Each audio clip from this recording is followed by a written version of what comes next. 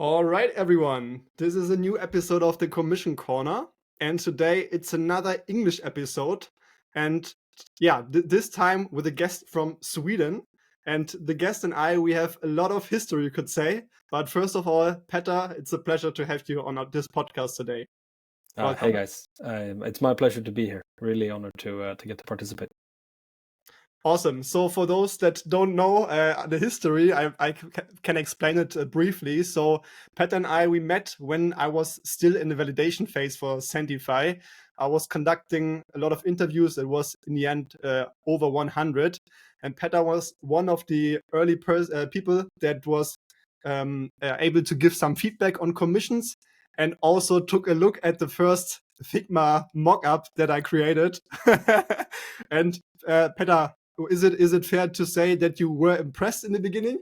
Absolutely. I think that would be an understatement. I mean, I took a look and I think explicitly told you that you can't build this fast enough because it's going to reduce a lot of hard work for a lot of revenue teams, and really you're fixing a problem in the market that I had felt on both sides of the problem myself. So easily very impressed to begin with, and I've been impressed since as well. So really happy to see you do what you're doing. Thank you so much for the kind words, but this podcast shouldn't be about us, it's about you today. So to get started, Petter, it would be a pleasure if you could briefly explain who you are and what you're doing. Great. Yeah, my name is Petter. I'm originally from northern Sweden, but I've made a career in working internationally in business to business sales specifically. I've been about 15 years in this space. Many years as both an individual contributor and a sales leader. Both enjoying the good side of commission, but also, of course, enjoying aligning them to be paid out.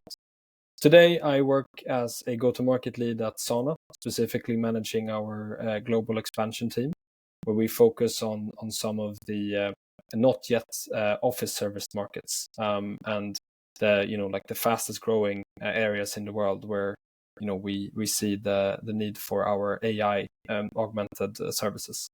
I have worked with all sides of the business since I joined 3.5 years ago as one of the first go-to-market hires.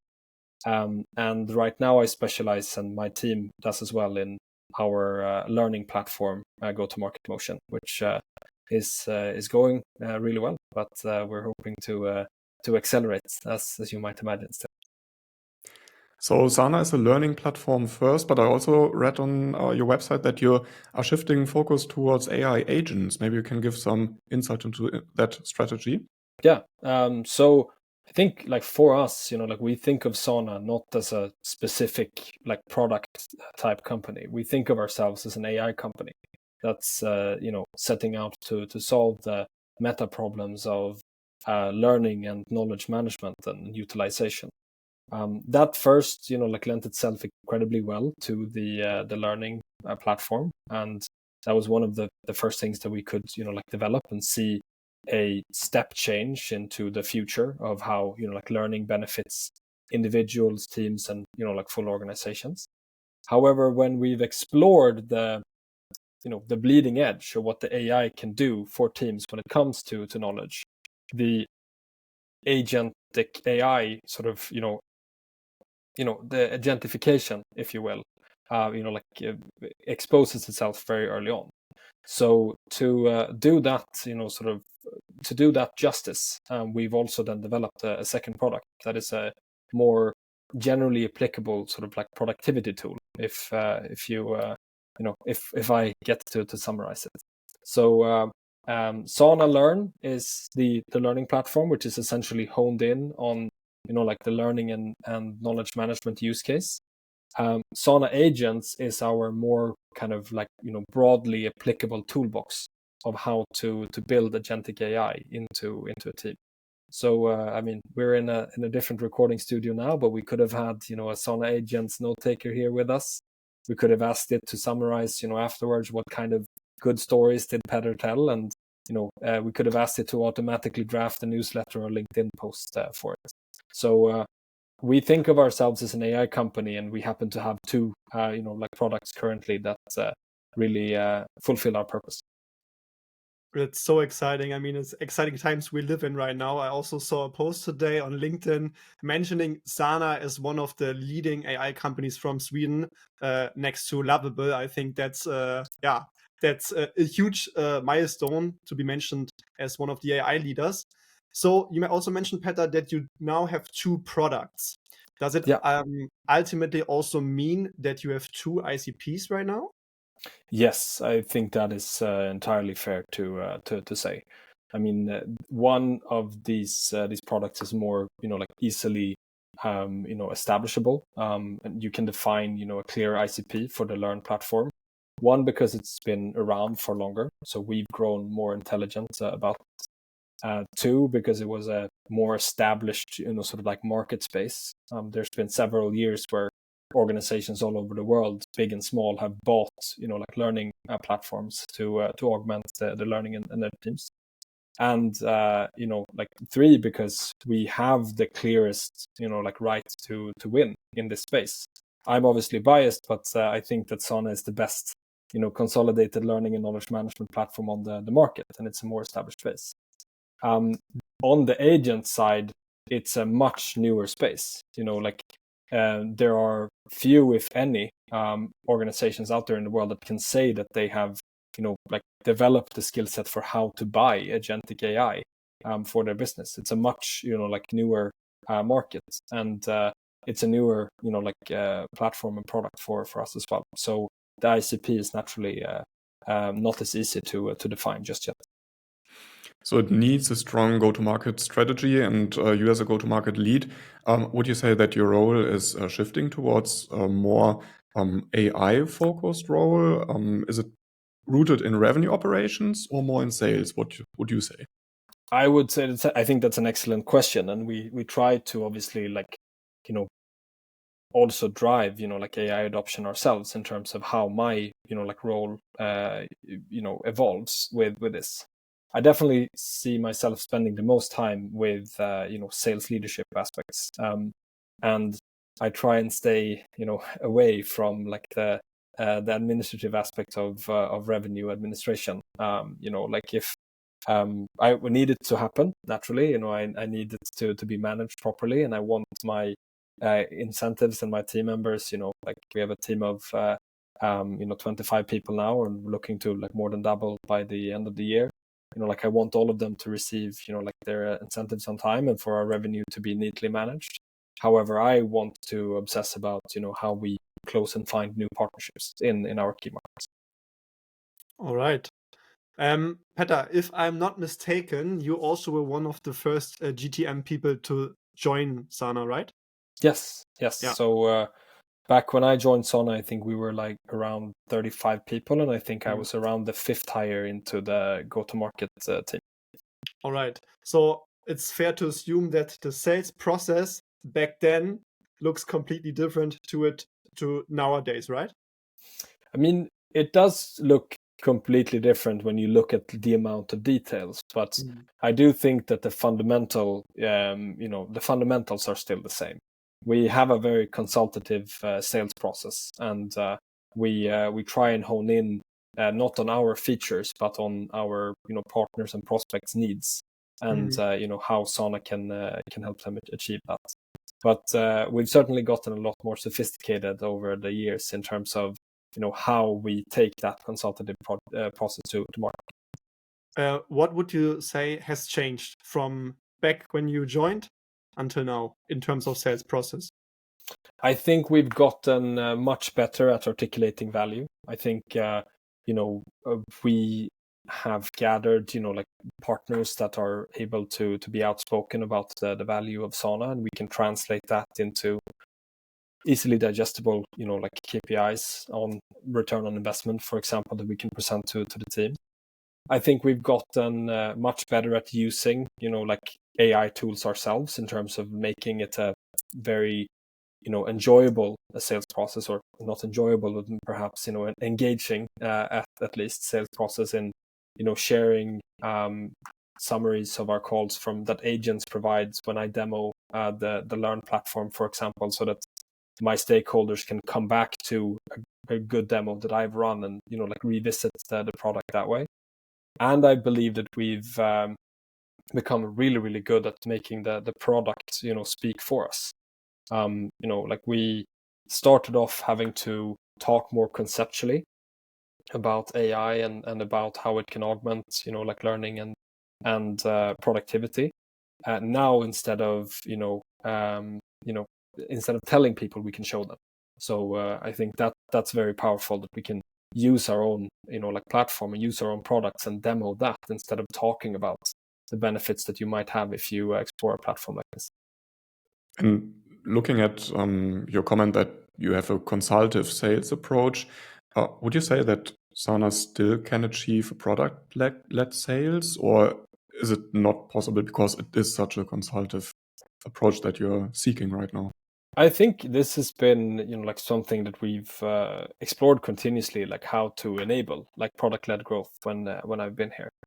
We have been able to achieve this with Sana Agents that has a free tier and a smaller teams tier.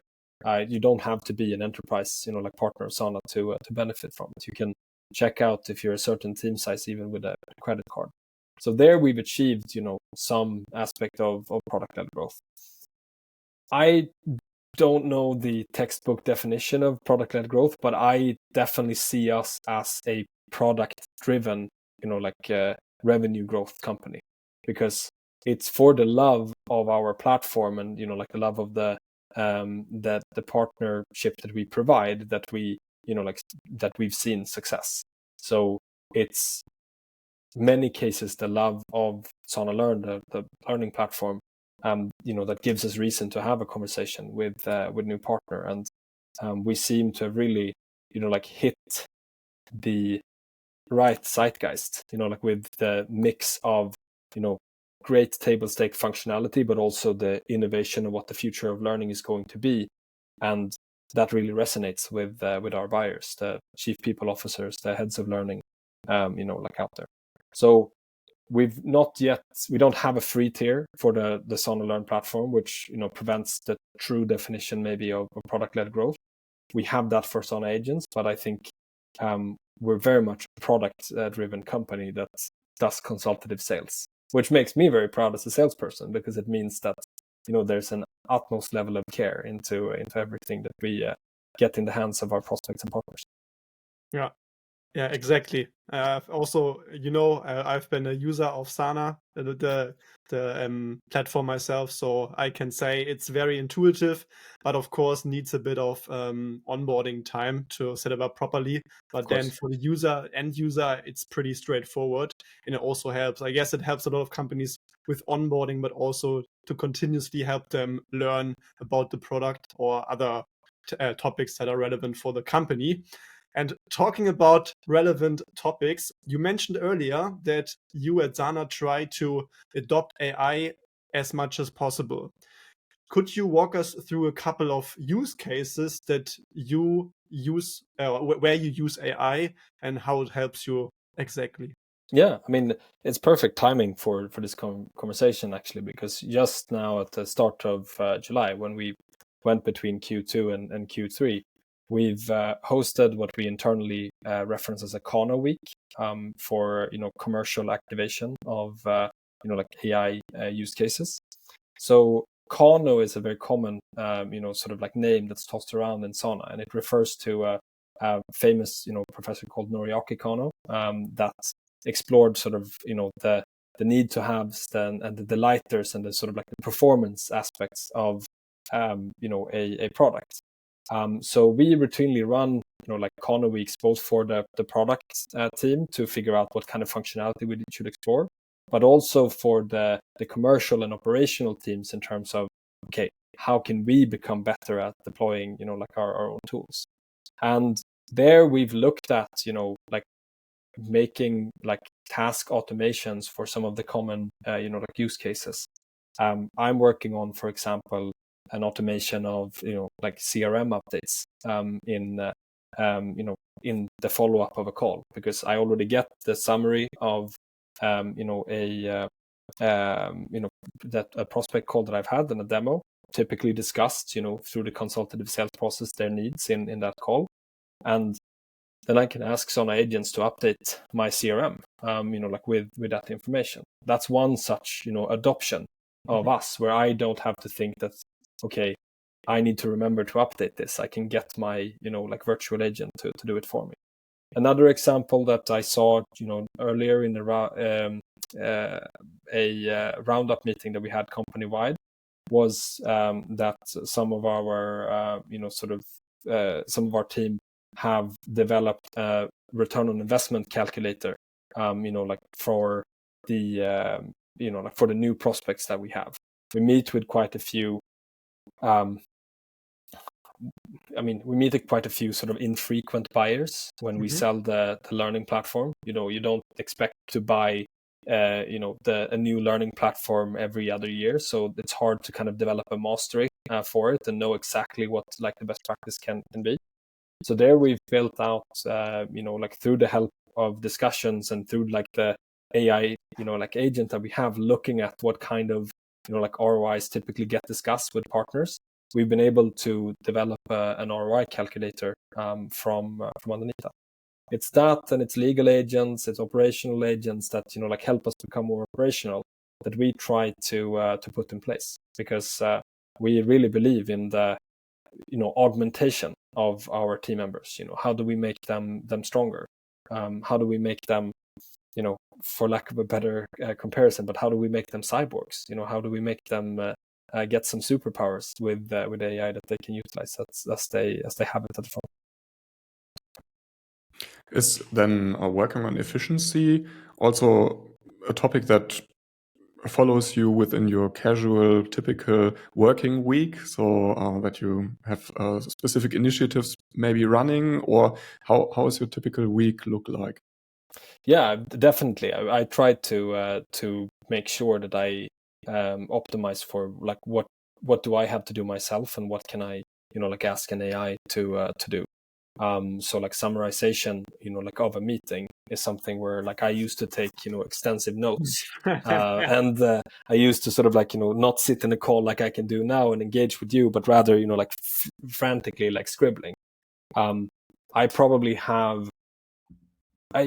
did an estimate of last year that I likely did more than 750, maybe more than 1,000, product demos, and to have come out of every one of those with perfect recall, where the agent has been able to join, so that I can go back and say, oh, what did we talk about in relation to how they want to enable skills management, but also where was it that Matthias was traveling, because maybe I want to remember to check in with him, how his trip was.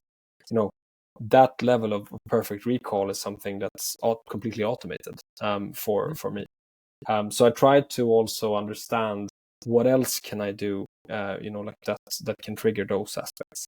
And there's simple low-hanging fruit, reminders for update the CRM so you get your commission. And there's harder things how do we optimize the value of a certain deal if these are the parameters. But we want to continuously challenge ourselves also in our weekly work to do more. So we consistently have the team proposing different solutions, maybe saying that I've modified this commercial agent that we have here to help with RFPs, or I've made sure that this workflow can trigger summaries for any opportunity where we're behind the closing schedule. We try to help each other become stronger. Now you mentioned also one very interesting thing is data capture is relevant, or clean data is relevant for commissions. So Petter, maybe switching over to commissions. How do you currently use commissions at Sana? You mentioned that you now have a team of 25 people working globally, if I recall correctly. So not all based in Sweden, but UK and other markets. But yeah, I guess you can say a bit more about this. Yeah. So we have a distributed team. The team that I manage is split between our London and Stockholm office, Stockholm being our headquarter office, and London being the first international office that we established.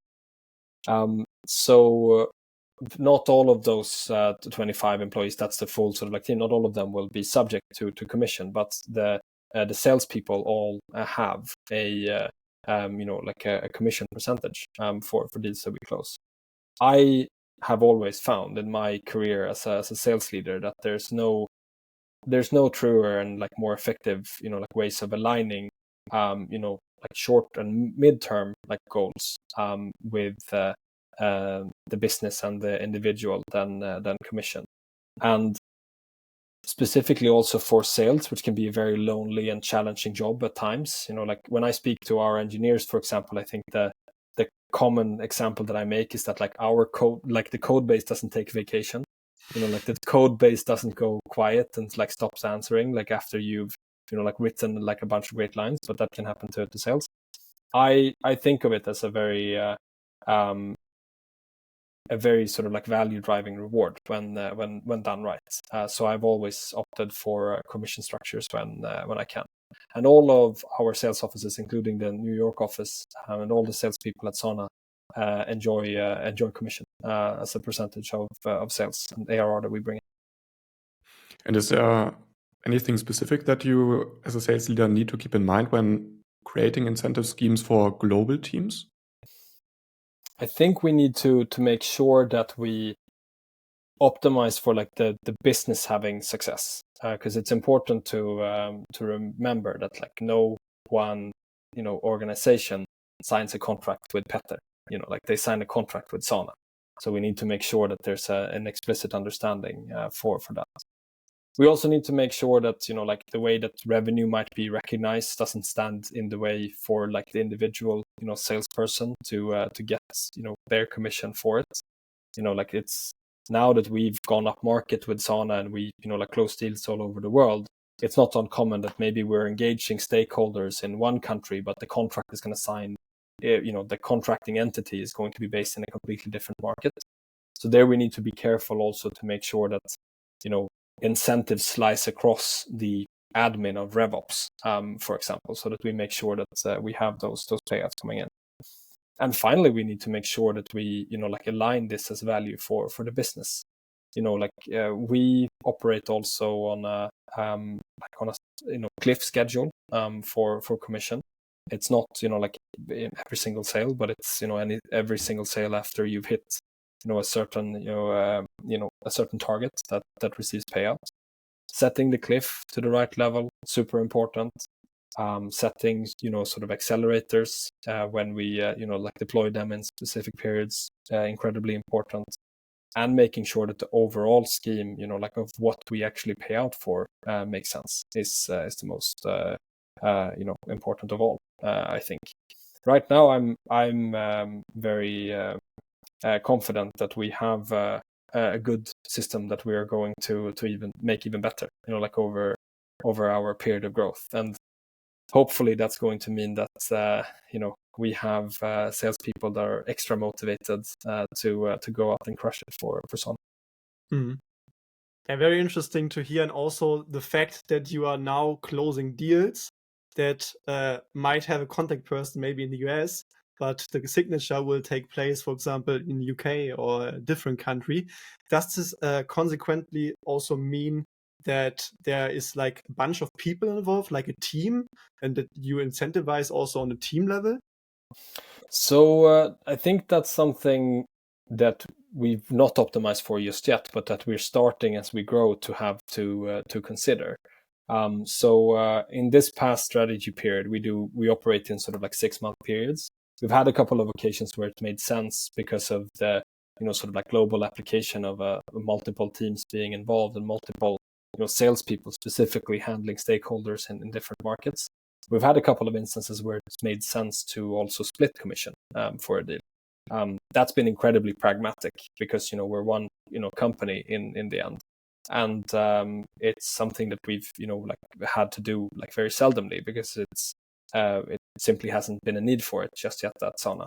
However, as we grow, I think that's going to be very important that we like have a dynamic and applicable, scalable framework for how we treat those instances, because the most annoying thing there is as a sales leader is to sort of have fights about like how big of a slice someone's getting of a pie that's not even baked yet. Like I don't want to worry about commission until a deal is closed. And at the same time, I can, having been a salesperson myself, having worked internationally, I can also understand that predictability in that payout can be incredibly empowering for the individual salesperson as well. So it can get quite complex if organizing an internationally operating team. We heard about cliffs, target settings, accelerators, revenue share, deal splits, team incentives. Is there any advice that you would give to a fellow sales leader regarding commissions who is just about to start creating an incentive scheme? Oh, very good. I think, I've been part of making a lot of mistakes in this for sure. And, like trying to over-engineer it, I think, most importantly, I think that my best advice is to make it, make it super simple, like make it as straightforward and as uncomplicated as it can be. Like have incredibly clear parameters that, require very, very little interpretation, like from the team. I think if you can't explain the scheme and like how the payout works on like half a page or in a like semi-long Slack message, you've probably made it too complicated. Because in its essence, like the simpler it is to get, the better the scheme is going to work. And apart from making it simple, you need to allow for it to just be a shareable alignment, like of the value. I think too often an organization might come in and say, oh, but like, is this, like too big, like of a piece, is this salesperson going to make, too much money, like working for us? If you have to worry about that, you should not worry about how much money they're making, but you should worry about how you've structured, like the setup. Because in its simplest and most effective form, the salesperson gets part of the payout that the company benefits from. So, like if you've gotten things right in that aspect, then you would never worry about someone making too much money because the company is going to make bank, before the individual does. So I'd make it super simple, and I wouldn't be, afraid of this being kind of, like part of sharing the success with the individual. Because if the individual knows that if I do well for the company, I also do well individually, then that's what's going to get them to go the extra mile. Mm-hmm. Very interesting, and I think it's right to the point. Keep it simple. Of course, it's not always possible. I mean, we conducted, for example, a commission consulting workshop with a customer, and this business model was very complex, but we also tried to keep it very simple. But in the end, simple can look differently from company to company. Yeah. But now the last part of this podcast episode is very simple, Petter. We always play a little game with our guests. It's like an A and B choice. So we give you two options and you just decide with your gut feeling whatever option you want to choose, okay? Great. Gregor, kick it off. Sure thing. So if you create a new sales team, would you pay out fixed income or a commission-based model? I would pay off a fixed income, to begin with. I believe in creating the foundation and security to like build, a great like business case to begin with. But probably wouldn't put it too high, so that later on when I also introduce a commission-based structure, they're going to be hungry for that the next element. But definitely fixed income to begin with. And when building the commission model, would you go for a revenue share, so like a revenue share of a deal, or would you go with an on-target commission? I would go with a rev share immediately. I'm guessing I can't combine both, but I would have a cliff. I probably wouldn't pay out like immediately, so that someone can get happy with closing a bunch of crumb-worthy deals instead of going for the a full sort of like filling pie. But I think rev share is a very pure form of like understanding how to align incentives. For the following, I think we all knew the answer already, but I will ask it anyways. With a cliff or with no cliff? With cliff. I think that makes sense. Even if you set it low, I think that like you should have some safeguards in place there for good behavior. Mm-hmm. And then the last question: would you cap the commissions or would you have it uncapped? No cap. If I'm capping it, I'm implying that you can have too much success, and I don't think that's true in sales. I don't think that's true, like anywhere at all. Maybe that's only true for the guy that now closed OpenAI from Oracle, the 30 billion deal. But I don't know. Yeah, maybe. But I think that for sales, if you've set this up to align the success of the individual with that of the company, then the sky's the limit. Go for it. Yeah, exactly. All right, Petter, this was it. I guess we learned a lot about Sana, about how you use AI. What's your view on commissions? And also, I guess it was a lovely episode. Also continuing with you the conversations that we started, I think 1.5 years ago. And this time we had Gregor on our side. And yeah, Gregor, any final words? I think final words: keep it simple and make it uncapped. Yeah, that's great. And to both of you, thanks so much for having me. Best of luck in building Centify. I definitely think that you're onto something great here. And maybe next time it's the other way around, that you'll be the ones getting interviewed for the success that you had. Looking forward to it.